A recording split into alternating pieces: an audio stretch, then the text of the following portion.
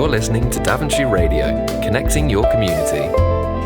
Hello, it's Noah Price here again, and this is the second Daventry Radio podcast. What is on this one?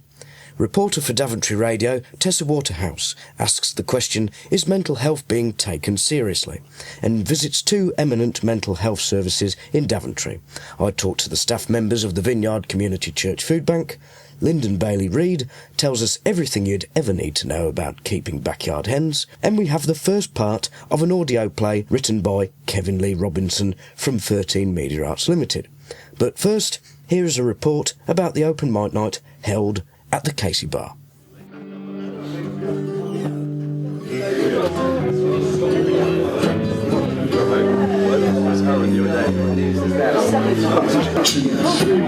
Last Thursday, I went along to the open mic night at the Casey Bar in Daventry.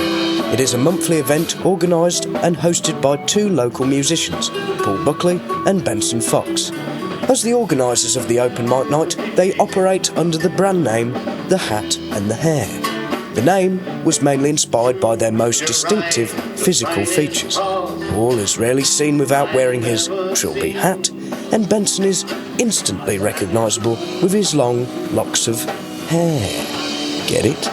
The name is also, of course, a reference to two of the most well-known characters from Lewis Carroll's novel Alice's Adventures in Wonderland. And like the Mad Hatter's Tea Party, Paul and Benson bring an air of fun, liveliness and spontaneity to the Casey Bar. Hello Paul, hello Benson. When did you start the Hat and the Hair open mic nights? Well, that's a difficult question because it kind of happened a bit by accident, I'd say, about 7 years ago. Yeah, we call it 6 or 7 years ago. Yeah, and then sort of, I suppose a few years ago we decided to give it a name, and now here we are. And why did you set up the open mic nights? There wasn't a lot going on at the time, or I felt there wasn't a lot going on at the time. And so there was a chance of doing something in the play. Went to the play and said, look, let's just do something. And so, but it started up, and then very quickly Ben came in and started lifting it up from just being an acoustic evening to being something a little bit more snappy, a little bit more interesting. And that. What is the purpose of the open mic nights? It's more than just simply being a form of entertainment. It's an opportunity for musicians to get together and yes, be entertained and have fun together, but also to network.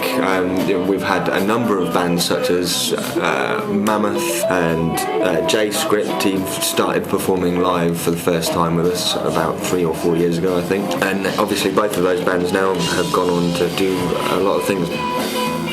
I interviewed some of the regular musicians who perform at the open mic night.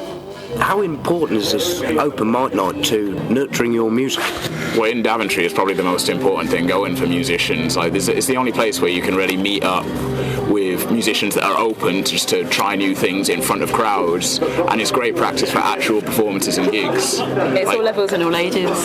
Yeah, exactly. And no one's overly critical, so you can always just play whatever happens, and just like people will just kind of go along with it, even if it isn't the best. But there's so many great musicians as well that it's just always great to come. It's one thing learning the material and practicing it in your bedroom. It's another thing being able to perform it well live. So yes, I'd say it's a very good experience to come here and play live, to gain that necessary experience to become a good performer and songwriter. I asked one of the regular musicians what would they say to those bedroom musicians who would like to play at the open mic night but perhaps feel nervous about it. I'd say definitely get like a couple of songs together and maybe bring at least the chord sheets, and then just the musicians are here and they can just get up and play and sort it. I spoke to one of the aspiring musicians at the open mic night, who admitted that he did lead a rather sheltered life until Benson and Paul encouraged him to pursue his musical interests. Since I've been living here, I've been coming here ever since I've heard about it. I enjoy it. All the guys are brilliant. They've been really helpful. They've been trying to get me involved. I do a little bit of singing myself, and they're trying to get me up on with them, and they're giving me the encouragement to want to do more with not just my singing, but getting into an instrument. How do you fund these open mic nights? That's a rather difficult thing at the moment. Whatever you want to do, there's never any money to do it with. And what you've got to do is just get on with it anyway.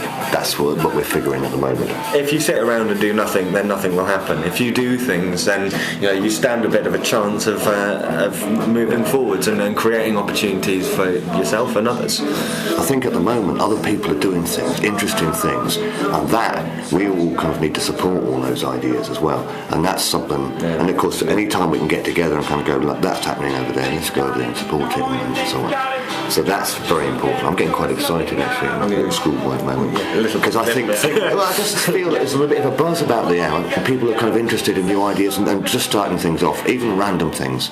Actually, random things are good actually. And in fact, I'd love to have, say, for example, one Friday a month where every pub puts on a band or an act.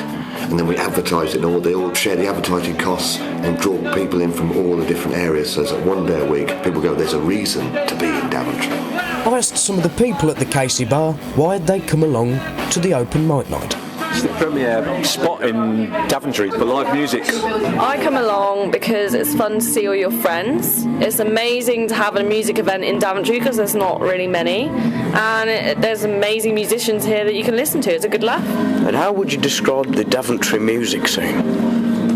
In a word, evolving.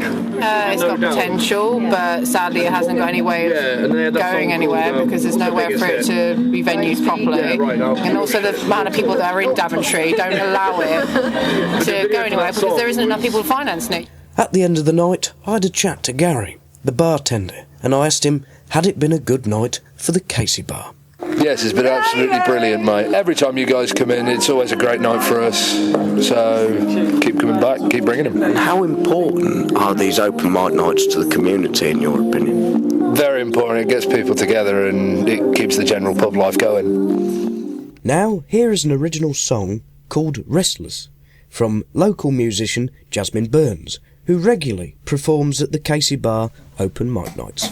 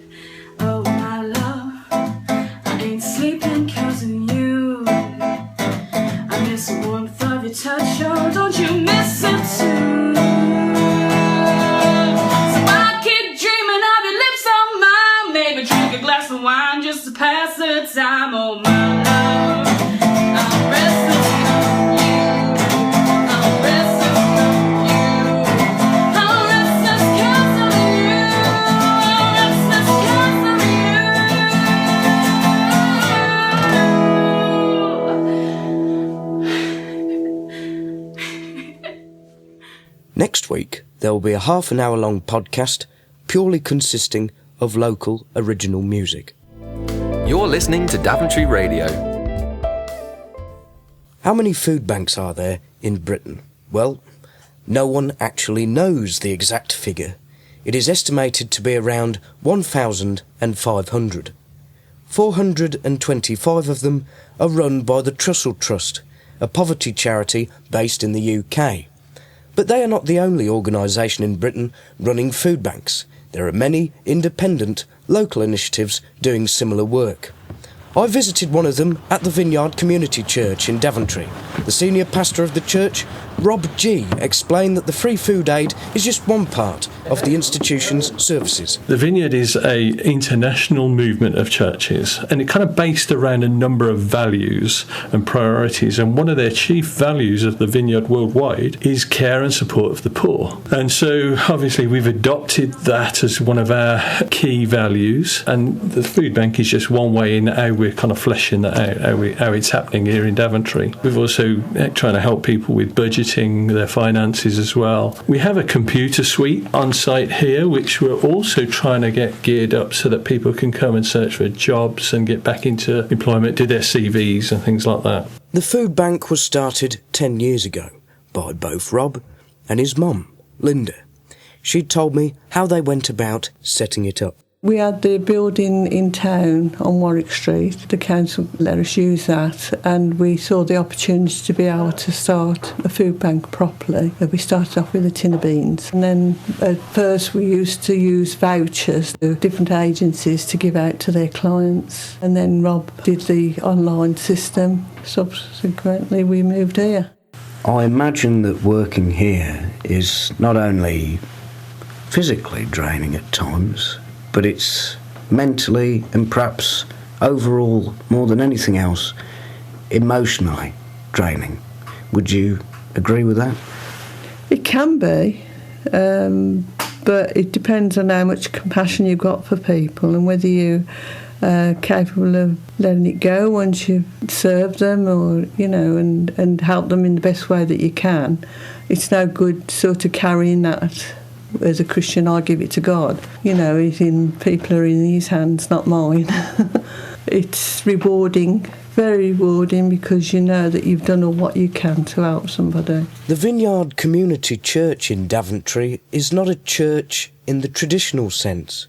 Even the building is contrary to the way we would normally imagine a church to be. There is no religious symbolism, no steeple, Gothic windows, or any little gargoyles to be seen sitting on top of the roof. In fact, it is a rather unassuming building. It looks more like a warehouse. And when you walk into the food bank, you do not feel as if you have entered into a church or that you are going to be converted in any way.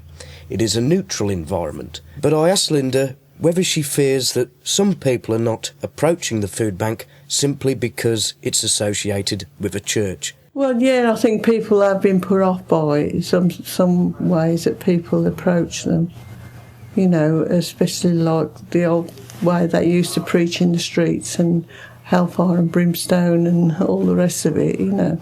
We're not a traditional church, we're more relaxed in the way that we come together, and the way that we worship is more, should I say, up to date. We don't sing the old hymns. So I guess we're just trying to move on culturally as well. The basis of what we believe is still evangelical beliefs. We don't have the vicar with a collar at the front and the traditional way of church this country's been used to. Last year, the Vineyard Church Foodbank processed 760 referrals, which on average equated to 1,700 people receiving a food parcel. Currently, the food bank has around 35 claimants using the service every week. I asked Mike Crozier, one of the volunteers at the food bank, about the referral system. How does the food bank find out whether someone is eligible to become a claimant of the service? Because surely not just anyone can walk in, can they? Exactly. If you walked into the food bank and hadn't been referred, you wouldn't get a food parcel. You have to go through a referral partner, and you have to satisfy the criteria that qualifies you. So a typical example would be if somebody goes into citizens' advice because they have an issue with benefits or whatever, then they'll sit down with an advisor, they'll work through their financial circumstances. They'll look for evidence and proof of the individual situation. And if Citizens Vice deem it's appropriate, then they would refer to us a request for a food parcel, which comes through on an electronic system. So everything's internet-based. There's no paper involved in it at all. The full version of that report is available to listen to on the Daventry Radio YouTube channel. If you'd like to find out more about the Vineyard Community Church Foodbank, you can go to their website, which is at www.daventryfoodbank.org.uk.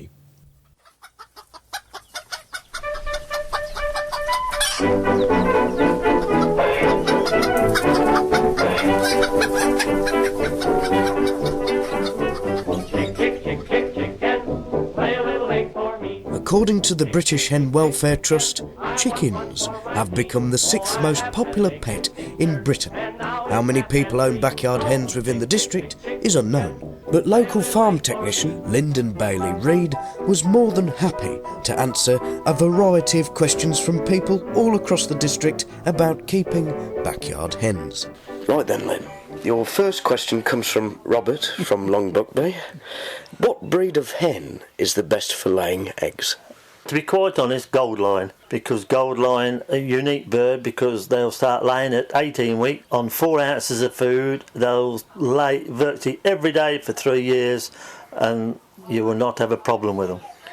Okay, thank you, Robert, for your question. And now the second question to you is from Barbara from Moulton, who asks, I have 2 bantam hens and 1 cockerel. The cockerel has been harassing my hens recently, pinning them down to the ground. How do I stop this behaviour?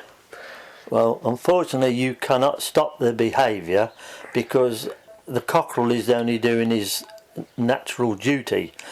By rights, you should have at least 10 hens, and 2 is not sufficient enough for a bantam. Okay, thank you, Barbara. And James from Daventry asks, my hens are free range. I allow them to go all around my garden, but this means I find it difficult to find where they have laid their eggs sometimes. How do I get my hens to lay in just one spot? Well, you need to leave them shut in until at least 10 o'clock, because most laying birds will lay between 8 and 10.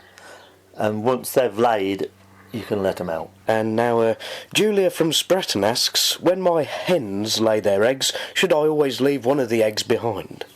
Not advisable, because sometimes they play football with them, and if they break, they get the taste of the yolk, and then you've got another problem, which is egg eating.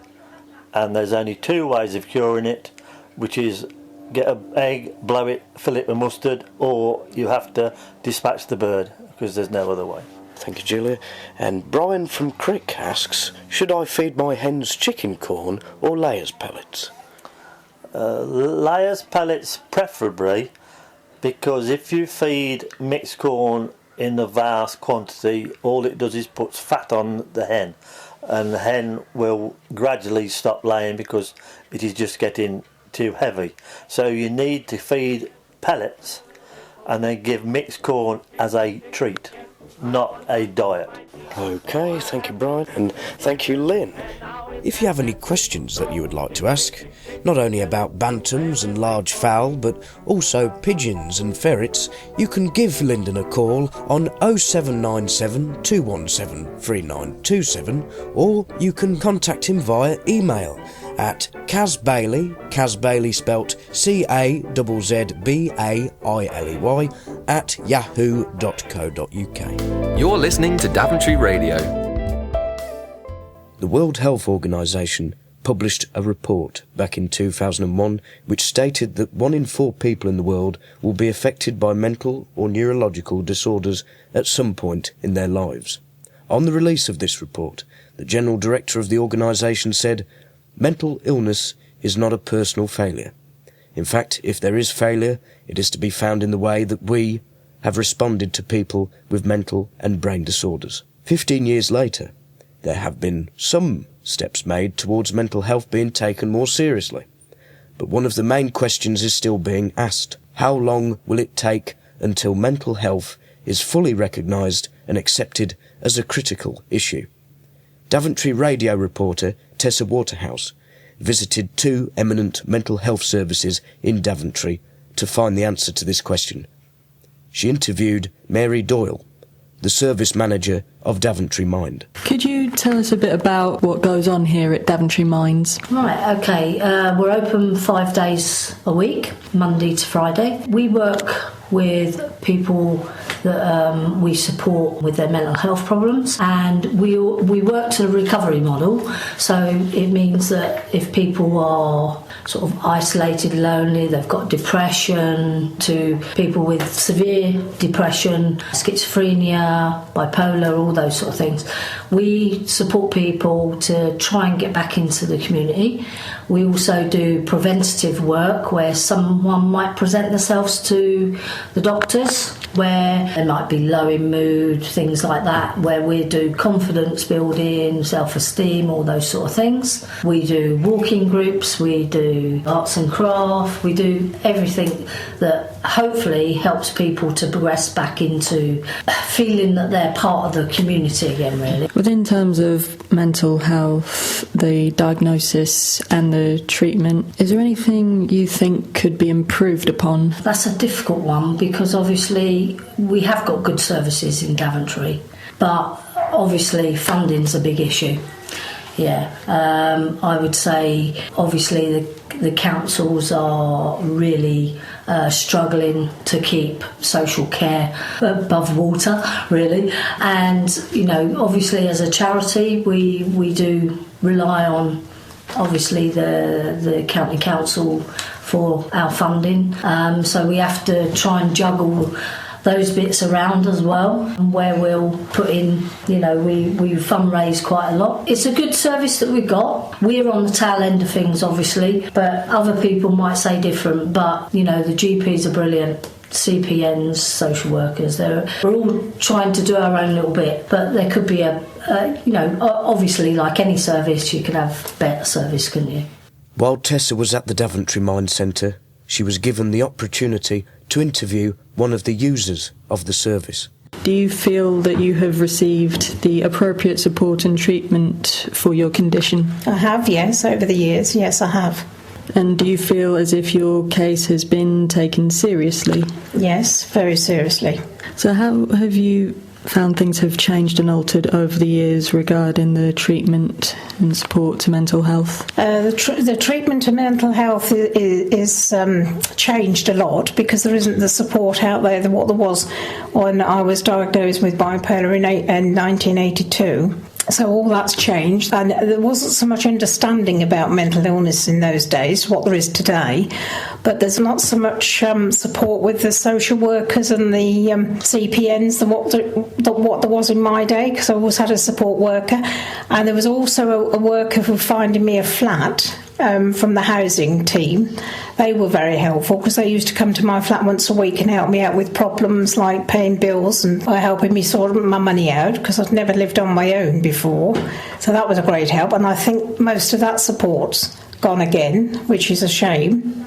And what would be, in your mind, the correct response to when people don't have a good understanding and they perhaps ask why and sort of say, snap out of it, or it's just a phase, you'll get over it? That's a difficult one, because suffering with bipolar, you can either go high or low, whereas if you go high, you can be running around like Daventry or somewhere, and then if you're low, you can shut yourself away, and it takes some time to keep yourself on a level keel. But there again, you see, you're going to have people around you, so that's why I come to mind, and they know by when you come in the door or you're talking to them, they can see that things aren't right with you, and they will sit and talk to you, or you'll talk to them or something, or your family will pick something up that you're not right.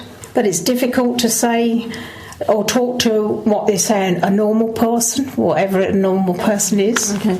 And last question, Mary. How can people living on the outskirts of Daventry find Daventry Mines?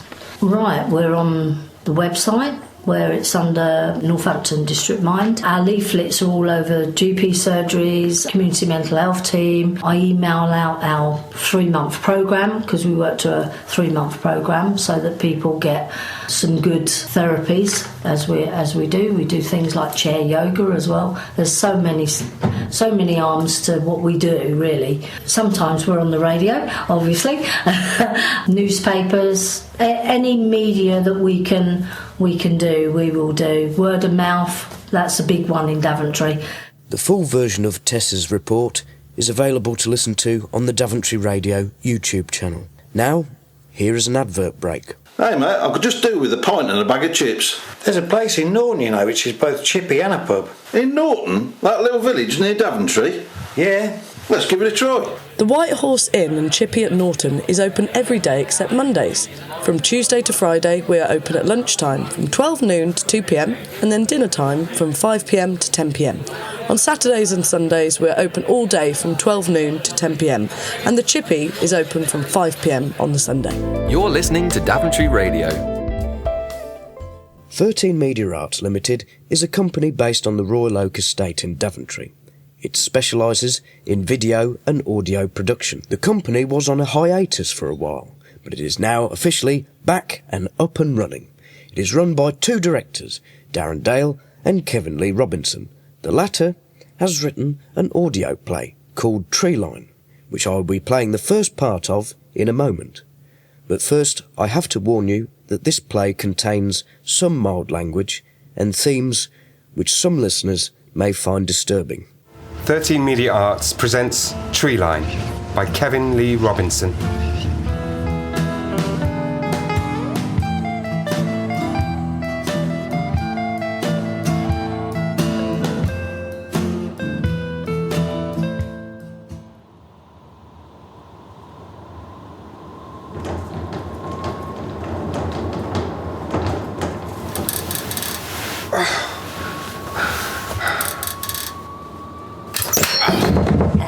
What the? Get off my foot! Bloody bed. Right, I mean it this time. If you throw me out in the middle of the night and chop my foot again, I am going to start sleeping on the floor. That said, well done again there, bed, for keeping me on my toes. You would think that the solitude here would affect a person, but fortunately I have you, Mr. Crappy Fold-Up Bed, to keep me company. No, no, really, Bed, I appreciate your efforts. If it wasn't for our late-night conversations, I think I would have gone mad up here. I mean, okay, sometimes we get carried away and end up talking into the wee small hours, but hey, what the hell? We have nothing else to do, so who's watching the clock anyway? Certainly not me. Because frankly, I enjoy our intellectual sparring. Okay, there are some who would say, Dom, if they knew me well, Dom, they would say, why are you wasting your time talking to a bed in the Arctic Circle? I mean, what do you get out of it? And to those doubting Thomas types, I would say, nothing! I wouldn't say anything because I would be too busy talking to a bed like a raving lunatic! Oh! Top work, Dom. Kicking the bed probably wasn't the best move there. Now I have a suspected broken foot as well. Hello, Mr. Broken Foot. And how are... Yeah. I really do need to stop talking to a bed and bits of my own body. Just a bit old, really. Recorder. Where's the bloody voice recorder? Ah, there you are. Okay. Diary of Dominic Wells. Message for Mina Sutton. First off, I miss you. More than you know, I miss you. Anyway, the date is the middle of January-ish. I'm not altogether sure when, so call it the day after my last recording. Although, in fairness, I'm not sure that I could remember the date yesterday either. So just work back to the last actual date and start from there. Did I say that yesterday? I may have done. You see, Mr. Diary, the problem is that when you are stuck in a hut in a part of the world that has months on end of virtual night for a big part of the year, time sort of slips away from you. Everything is sort of repeated. No landmarks, you see. It's a bit like being out on the ice. There are no reference points. Trees in the snow all look the same, and after a few steps into the forest, you sort of lose track. start to wander in circles. That's why we need to leave flares as markers if we go out. Not that we have any flares left. Not that there is a we anymore. Just me. I say when we go out, but out is a bit of a puzzle. By which I mean, my love, I'm not altogether sure where out actually is. Arctic Circle, almost certainly, but where? Not too far north because of the trees. Somewhere within the northern tree line then. But as to where the trees actually are, which bit of ground they're growing in, not much of an idea. Norway? Possibly? Maybe Iceland or Greenland? Do they have forests in Greenland?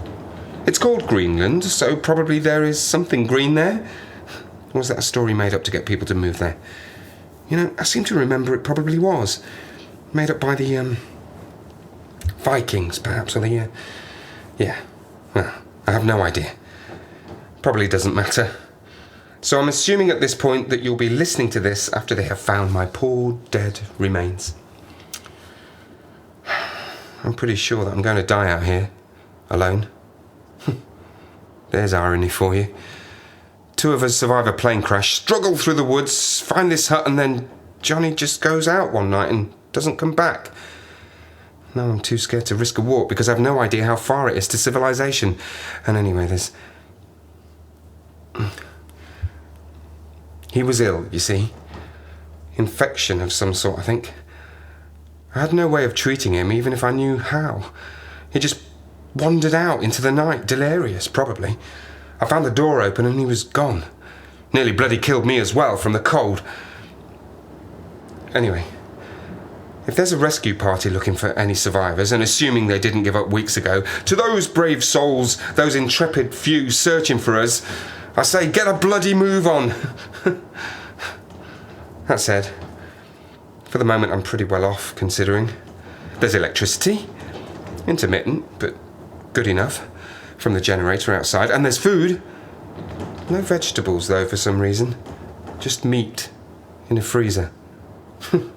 Yeah, I know. Who drags a freezer to the Arctic, right? Makes no sense to me either. But whoever did it saved my life. Anyway, the freezer is full of meat, so I'm getting by okay. Steak and chicken for breakfast. Tomorrow, I think. With pork for lunch, followed by steak and pork and chicken for dinner. I'd kill for a bowl of veg soup. So food, not exactly an issue, but vitamins are a bit scarce, so scurvy is an exciting option for me if things get a bit dull at some point. What are the symptoms of scurvy anyway? Cough? Fever? Purple skin? A sudden relocation to Belgium? Frothing at the ears? Symptoms of scurvy. Something else I don't know. I'll add it to the... No. One night. Just give me one night, please. One night without the banging and scratching out there. One night, please. Stop. It'll be back then. I probably should explain. That scratching you just heard was... Okay. Look. I know how this is going to sound, but that noise is Johnny. Or more like what used to be Johnny. After he died, he sort of came back. He keeps coming back. Every night. Scratching and scrambling around the hut. I know what you're thinking. You're thinking it's probably an animal, but it isn't. It isn't. I know, because I've seen him. The first time he came, I opened the door, thought it would be him, that he'd survived somehow, and it was him, but he hadn't... He was... It was a shadow of him, standing there, outside, in the snow.